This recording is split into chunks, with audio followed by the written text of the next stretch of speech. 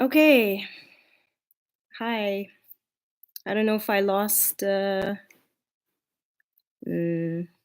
sunshine or I think sunlight. Anyways, I'm going to continue just a little bit. What I wanted to mention is that I will be launching an official, like, big mega party when I open in June. This is my goal for the summer solstice.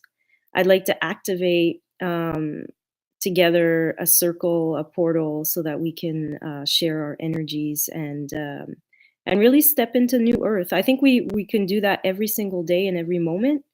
That's what I'm aiming for.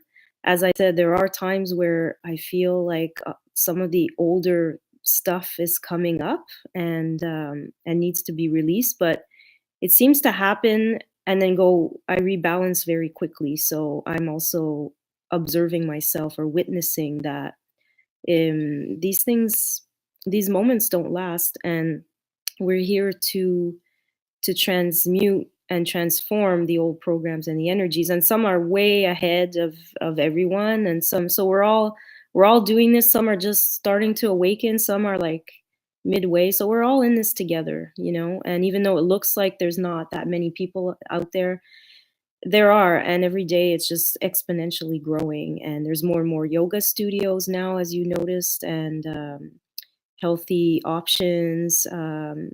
Organic food is becoming, but that's another thing, is like it's, we can also step in different positions, such as even in whether it's policy making, or we can play different roles in the transformation. um, yeah, and I would like to set up a better system for filming or for speaking, and I'm just going with energetically with what's happening in my life, and I just felt like I've connected now with quite a few people, and I'm really really grateful for those connections, and I'd like to continue and just build our community, and also to share, with each other where we're at, and what we're doing and how we can inspire each other. I'm also part of a women's circle, a goddess reawakening circle, and that's been extremely powerful and beautiful to support each other, because when you're empowered, you empower others, and when you're abundant, you bring abundance to others, and it's just that flow of constantly just being in that flow and sharing and giving, and I just want to keep that going, and I'm doing my part, sharing from the heart. and and that's what I feel like doing these days, is um, going in to my own sacred space within. I journal every morning, sometimes at night as well. I also find times to meditate. Sometimes it's on a cushion, but these days it's more about walking and stopping and leaning against a tree and looking at the clouds, and all of those moments are meditative moments, and they help us connect to nature and to our own true nature, which is beings of love and cooperation. And a lot of the programs that we've been told, whether it's Darwin or, you know, the theory of survival of the fittest and all these things, they have a certain truth in nature sometimes, but it is really about cooperation and how everything's interconnected. And how we see how trees speak to each other, and how mycelium, the mushrooms underground, are all connected, but you might see individual mushrooms on top, but their mycelium is all connected. And when we're part of different groups and circles, we're connecting our energy to those circles and putting energy into them. So whether you're part of a local community group, or you're a local collective gardener, whatever you're connected to with others, even if it's online. Although I feel like in person and when you're actually doing things in the action world, like you're grounding that energy, I feel like that's something that we might want to do more of, because I do feel more and more people are connected online, but in person is you really get to sense and feel the field and the eyes and it's just we are embodied in physical form, and I think in the whole spiritual community needs to sometimes remember that and ground their energies into this reality, into Gaia, and connect to that, because that's what we are. So the more we are healthy and connected with ourselves and Gaia, then we are more and more spiritual. I really think that they go hand in hand, and yeah.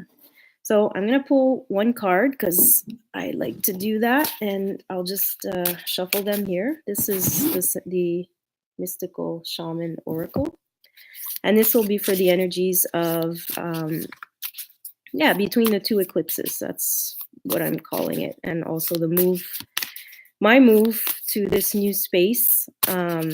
I'll do other videos during the day. It's there's a lot of snow out.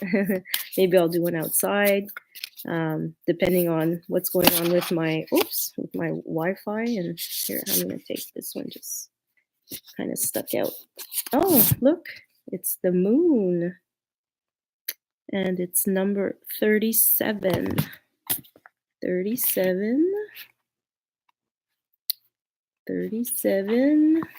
I'm gonna read the essence, the invitation, and the medicine of the moon.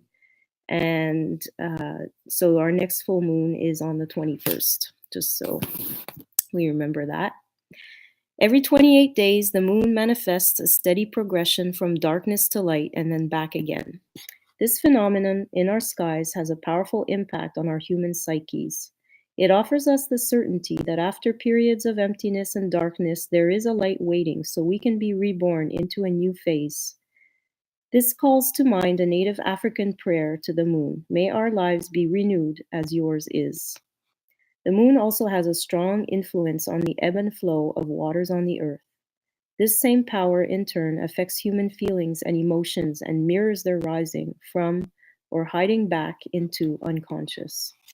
The moon spends equal time in dark as it does in the light of the sun. And now it comes to remind you of the balance. Have you been too focused on outer achievements and productivity or social engagements? Have you spent too much time hiding from the outer world and not wanting to interact or show your face? Meditate on the significance of the moon's cycle and let it gently guide you out of your bottomless depths. Head back to the world of outer expression and connection with others. Let it help make time for yourself, your feelings, and your essential human and spiritual needs. This card calls you to go on a journey of renewal, just like the moon does every month, so you can get unstuck from a specific situation or life in general. For this, you need to make time to be with yourself without distractions of modern society, and have the courage to look at the unwanted or unembraced parts of your being until you arrive at a place of resolution. Shamanic lore explains that the finest treasures of humanity are hidden where people are most afraid to go. So don't be afraid of going into the depths of yourself, of your psyche, of your relationships, because that's where we find the truth of our essence, and it makes this life more of heaven on earth. So thank you. Blessings on your journey. And I'm playing some music right now from Mark called Deep Diving, which was an album that came out last year. And I'll put the link underneath. It's a beautiful album, and there's some of our deep diving experiences there. And just, I'm very grateful for this connection and for all of my relations. Thank you. Bye, everyone.